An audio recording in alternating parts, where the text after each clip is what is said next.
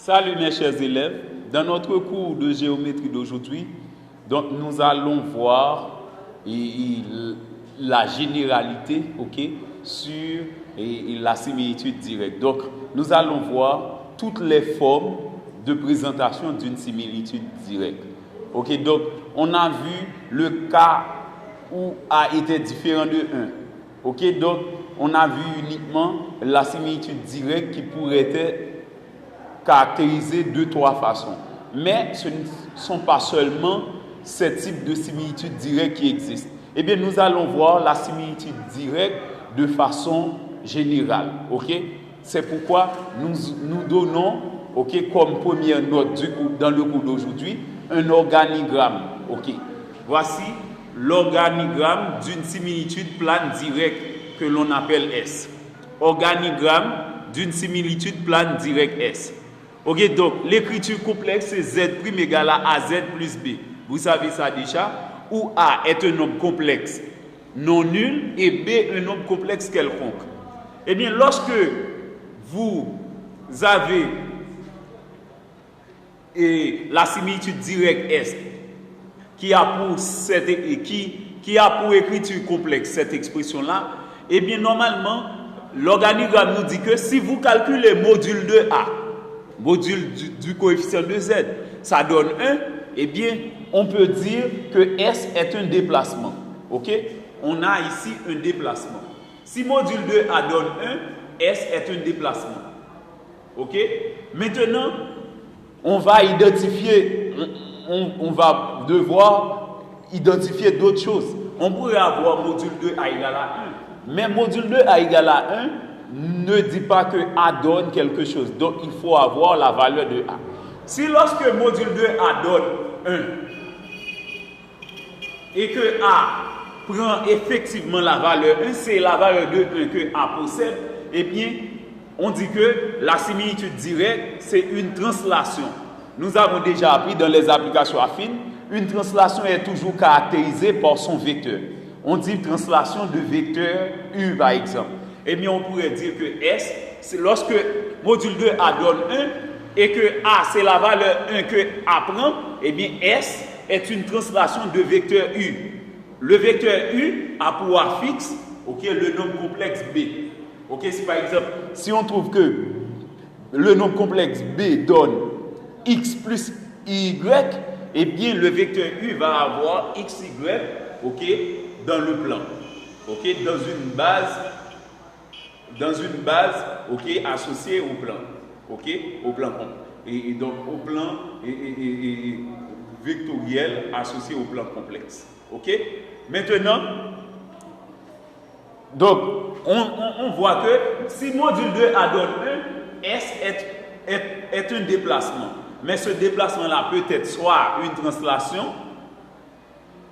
Autre cas, si module 2 A donne 1, mais A ne vaut pas 1. A est différent de 1. Donc, on pourrait avoir un nombre complexe dont le module donne 1, mais ce nombre complexe-là ne donne pas 1. Donc, on a déjà vu ça dans les calculs du module de nombre complexe.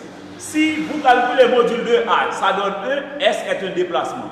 Si A est égal à 1, c'est une translation. Mais quand A n'est pas égal à 1, eh bien, l'organigramme nous dit que S va être une rotation. C'est une rotation d'un θ qui est égal à l'argument de A. Argument de A. Donc, l'angle θ, c'est la mesure de la similitude.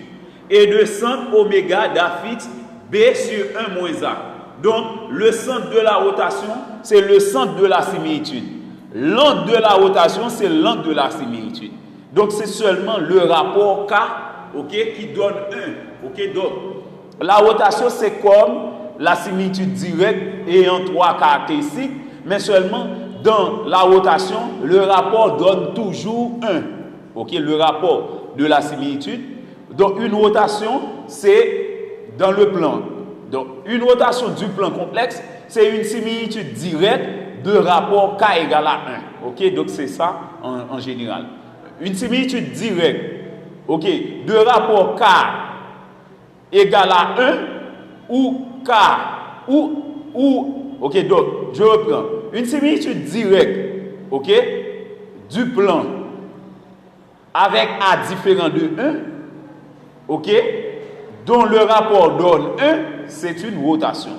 Ok, donc voilà, c'est dans ce contexte-là. Quand A est différent de 1, et lorsqu'on calcule module de A, ça donne 1, eh bien ça donne une rotation. Cette rotation-là va avoir même centre que la similitude, même angle que la similitude. Maintenant, dans l'autre cas, avec AZ plus B, si A est un réel qui n'est pas égal à 0 et qui n'est pas égal à 1, ok, on va avoir un nombre réel non nul et non égal à 1, eh bien, si A, le coefficient de Z, est un nombre réel, n'importe quel nombre réel, mais ce nombre réel-là ne doit pas être égal à 0, ok, parce que c'est la condition pour la similitude. A donne toujours un nombre complexe non nul, et maintenant, dans le même, et dans les mêmes conditions, A appartient à C star différent de 1, et A appartient à C star privé de 1, ok, dans les mêmes conditions, A appartient à C star privé de 1, eh bien, si A prend des valeurs réelles, ok, c'est-à-dire des valeurs réelles non nulles, ok, et des valeurs réelles non égales à 1, eh bien, on dit que A est une homothétie. Ok, de centre oméga d'A fixe B sur 1 moins A et de rapport K égale à A. Donc, dans ce cas, on ne va pas devoir prendre module de A. Ok, pour l'homothétie, même que c'est une similitude, mais on ne prend pas ça en valeur absolue, non plus en module. Donc, pour l'homothétie, pour trouver le rapport de l'homothétie, on ne prend pas le module de A. C'est A, on prend directement lorsqu'on a l'homothétie. Quand on a une homothétie, ok, pour la similitude, c'est A qu'on prend pour le rapport. Ce n'est pas le module de A. Même que A serait négatif, ok, donc c'est A qu'on prend pour le rapport. Ce n'est pas le module de A, ok, parce que A ici est un nombre réel. Ok, donc nous avons déjà vu dans les premières conditions, ok, donc lorsque nous avions une similitude directe ayant 3 éléments caractéristiques, nous avons vu que A devrait être non nul et différent de 1. Un nombre complexe non nul et différent de 1. Eh bien, quand A est aussi un réel non nul et différent de 1, eh bien, on va avoir une homothétie. Ok, donc c'était tout ça. Donc vous voyez que l'organigramme, c'est tout ce qui concerne une similitude directe.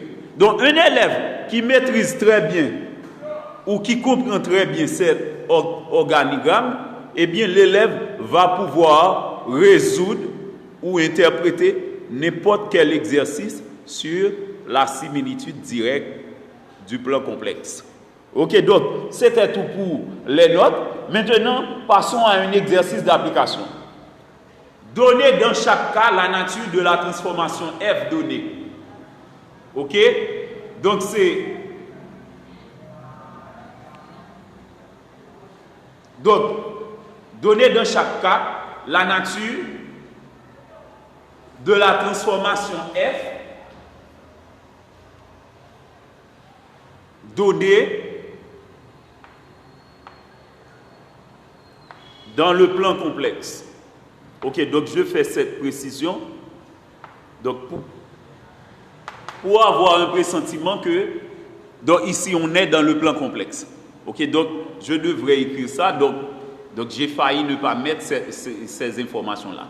Donner dans chaque cas la nature de la transformation f donnée dans le plan complexe. Ok, donc normalement parler du plan complexe, c'est déjà dire beaucoup de choses. Parce que lorsqu'on est dans le plan complexe, eh bien, on va avoir deux éléments, abscisse ordonnée, eh bien, on va avoir également un repère orthonormé, donc on va pouvoir calculer modules, on va pouvoir effectuer des produits scalaires, etc. Donc, c'est pourquoi je fais cette précision. Donner dans chaque cas la nature de la transformation f donnée dans le plan complexe. OK? Ok, donc cela veut dire on n'a pas donné le nom, ok, et du repère du plan complexe, mais cependant, donc vous allez savoir que lorsque vous avez Z ici, c'est un nombre complexe, et I désigne le nombre complexe imaginaire. Donc c'est beaucoup plus précis donc, lorsqu'on met dans le plan complexe. Eh bien, on commence. F, en A, c'est F, Z' égale à Z moins 1 plus I. B, F, Z' égale à radical de 3 sur 2 moins 1 demi I par Z plus 2I. Ensuite, C, c'est Z' égale à moins 2Z moins 3I. Ok, donc on donne 3 transformations. Ok, donc je dis ces 3 transformations. Pourquoi je peux voir ça? Ok, on peut voir ça et sans faire de calcul. C'est parce que ces 3 transformations-là, ces 3 applications-là, dans le plan complexe, représentent des similitudes directes. Parce que dans chaque cas, on a AZ plus B, AZ plus B, AZ plus B, AZ plus B. Donc, puisqu'on a des similitudes directes dans chaque cas, eh bien, ce sont 3 transformations, ok, dans le plan complexe.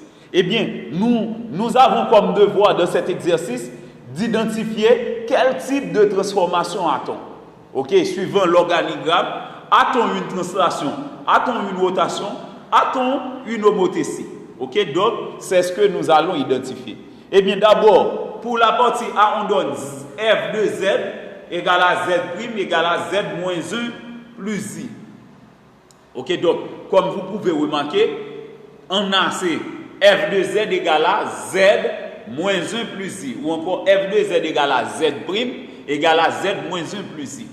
Eh bien, en remarquant la forme générale, F de Z donne ici AZ plus B.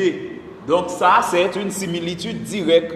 Puisque F de Z donne AZ plus B, c'est une similitude directe. Avec A égale à 1. Pourquoi A donne 1? Parce que le coefficient de Z ici, c'est 1. Avec A égale à 1. Eh bien, suivant l'organigramme, lorsque Z' est égal à AZ plus B et A prenait la valeur 1, on nous a dit que S doit être une translation de vecteur U d'affixe B. Eh bien, quelle est la translation ici? La translation, ok, donc puisque A donne 1 effectivement, F est une translation de vecteur U, ok, comme on l'a bien signalé dans la note. Donc, F est une translation de vecteur U d'affixe B égale à moins 1 plus I. Ok, donc, puisque c'est AZ plus B, donc l'expression B ici, l'expression complexe de B, c'est moins 1 plus I. Eh bien, on a F, une translation de vecteur U d'affixe moins 1 plus I. Donc, on pourrait dire de vecteur U égale à moins 1, 1. Ok, les coordonnées du vecteur U seraient dans ce cas moins 1, 1. Ok, parce que l'affixe du vecteur U, c'est B égale à moins 1 plus I. Ok, donc on dit ça suivant la note. Ok, lorsqu'on a une similitude directe où le coefficient de Z donne 1, et bien c'est une translation de vecteur U qui a le même affixe, ok, que le nombre complexe B. Ok, qui a pour affixe le nombre complexe B. Maintenant, dans la deuxième partie, c'est dans B, on donne F de Z égale à radical de 3 sur 2 moins 1 demi I par Z plus 2I. Ok, on identifie à nouveau. F de Z donne AZ plus B, où A représente radical de 3 sur 2 moins 1 demi I et B vaut 2I.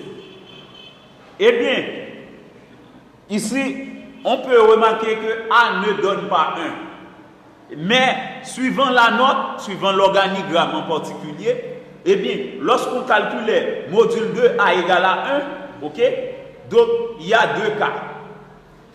Cas où A égale à 1, cas où A est différent de 1. Ok? Et l'autre cas, c'est lorsque A est un nombre réel. Ok? Eh bien, de façon particulière. Eh bien, pour pouvoir identifier cette similitude directe, puisque F de Z égale à AZ plus B, nous dit déjà qu'on a une similitude directe. Eh bien, pour pouvoir identifier la nature précise ok, de cette similitude directe, eh bien, nous allons trouver d'abord le module de A. Le module de A donne racine carrée de partie réelle au carré plus partie imaginaire plus au carré. La partie réelle, c'est radical de 3 sur 2 au carré.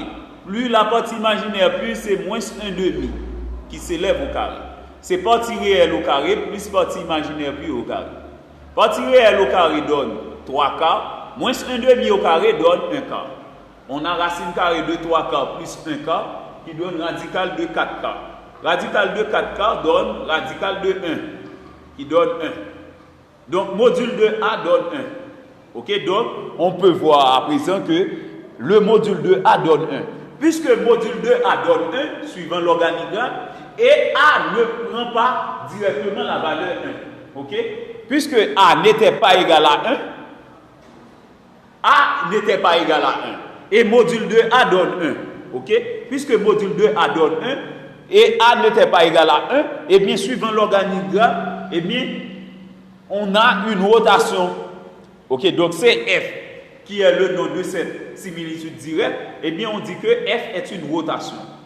Maintenant, la rotation, c'est une similitude directe ayant le centre, même formule pour le centre de la similitude directe, pour un même angle que la similitude directe, c'est seulement le rapport qui donne toujours 1 pour la rotation. Ok? Mais c'est lorsque A est différent de 1. Okay? Quand A est égal à 1, on ne va pas avoir de rotation, on va avoir une translation. Okay? Quand A est différent de 1 et que module de A donne 1, on a une rotation. De centre, le centre de la similitude. Okay? Donc, nous appelons oméga ce centre. Z de oméga, comme à l'ordinaire, c'est B sur 1 moins A. La valeur de B, c'est 2I sur 1 moins A. Ok, on remplace A par sa valeur dans la formule. Maintenant, nous faisons entrer le si moins. Ça donne Z de oméga égale à 2i sur 1 moins radical de 3 sur 2 plus 1 demi-i. Maintenant, nous multiplions le numé et le déno par 2. Ça donne 4i. Ok, pour le numé. En multipliant le numé par 2, ça donne 4i. En multipliant le déno par 2, ça donne 2 moins racine carrée de 3 plus i. Ok, maintenant, on a le rapport de deux nombres complexes. Eh bien, nous allons prendre le soin de multiplier le numé et le déno par le conjugué du déno. Le conjugué du déno, c'est 2 moins radical de 3 moins i. Nous multiplions le numé et le déno par 2 moins radical de 3 moins i. Ça donne 4, facteur de 2 moins radical de 3 moins i, sur 2 moins radical de 3 plus i par 2 moins radical de 3 moins i. Maintenant, nous faisons le produit.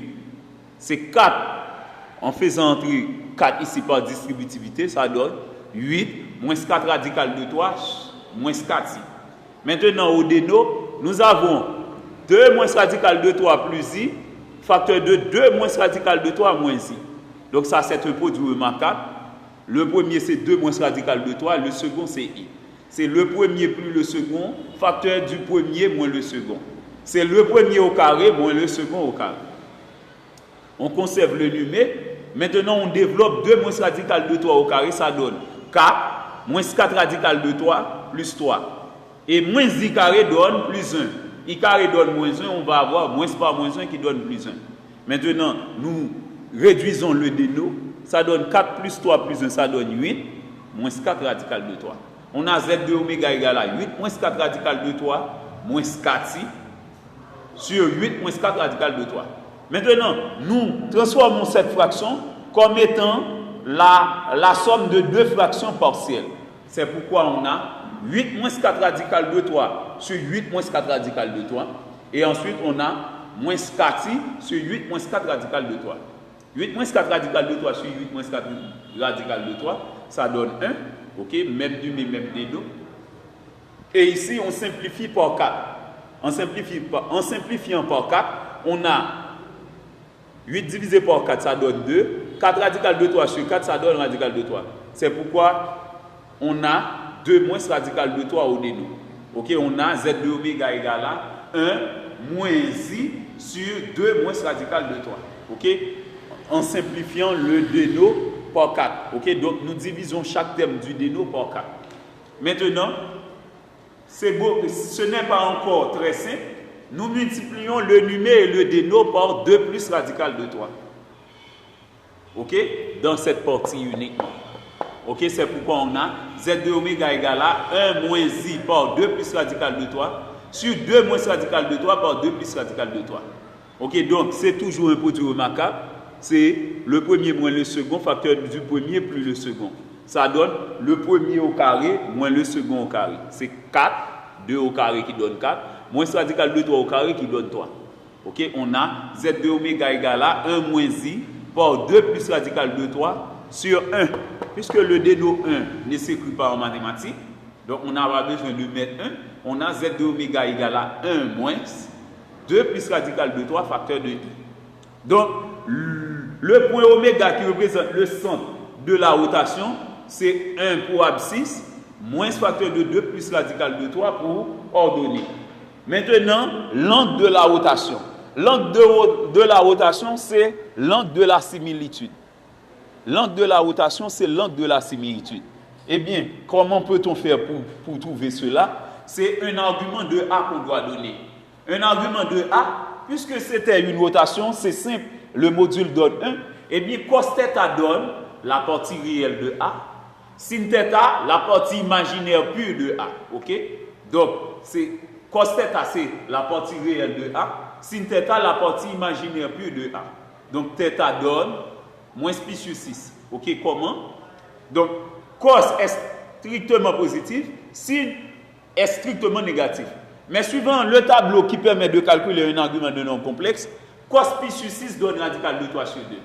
Eh bien, puisque sin est strictement négatif, cos est strictement positif, eh bien, nous prenons moins pi sur 6 pour un argument du nombre complexe. Ok? Et A. Eh bien, par conséquent, on a θ égale à moins pi sur 6. Eh bien, moins pi sur 6, c'est l'angle de la rotation.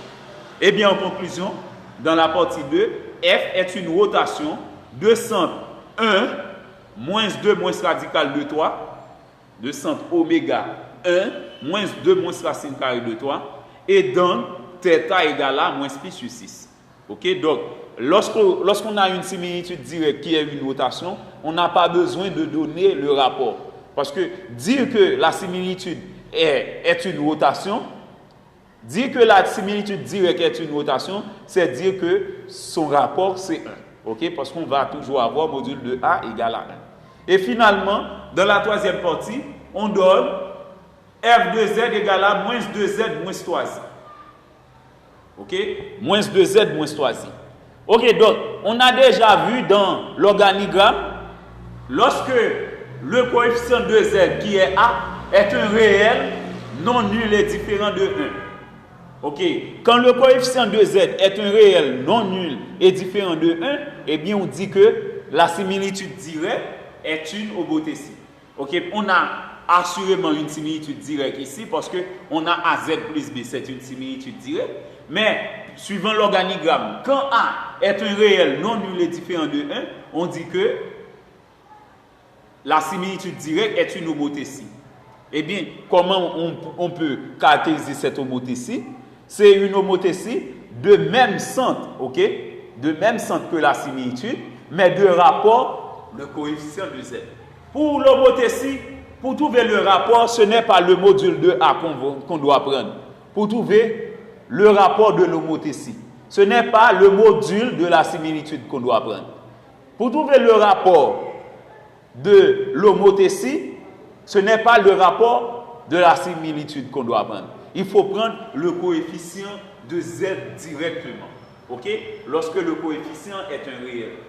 Eh bien, puisque F est une homothétie, eh bien, son centre, c'est le même centre que la similitude, c'est B sur 1 moins A. Donc, nous calculons Z de H, puisque H c'est le centre. Z de H donne B sur 1 moins A. B c'était moins 3i. A c'était moins 2. On a moins 3i sur 1 moins 2. En effectuant, en appliquant la règle des signes, ça donne 1 plus 2. On a moins 3i sur 1 plus 2, c'est moins 3i sur 3. Et on divise par 3, ça donne moins i. Ok, Z de H donne moins i. Donc, le point H associé à cet affixe Z de H, c'est 0 moins 1. Maintenant, son rapport, le rapport, on n'a pas besoin de calculer le rapport. C'est la lecture du rapport qu'on fait pour l'homothétie. A était égal à moins 2, et bien le rapport c'est moins 2. Eh bien, en conclusion, F est une homothétie de centre H, 0 moins 1, et de rapport moins 2. Ok, donc c'était tout pour le cours d'aujourd'hui. Donc si vous avez des questions, vous pouvez me les envoyer comme commentaire. Et si vous avez également des supports de matériel ou financier, c'est-à-dire des sponsors, je suis prêt à les recevoir. Donc c'était Jimmy Deveil, votre enseignant de mathématiques, compétent et expérimenté. Merci et à la prochaine.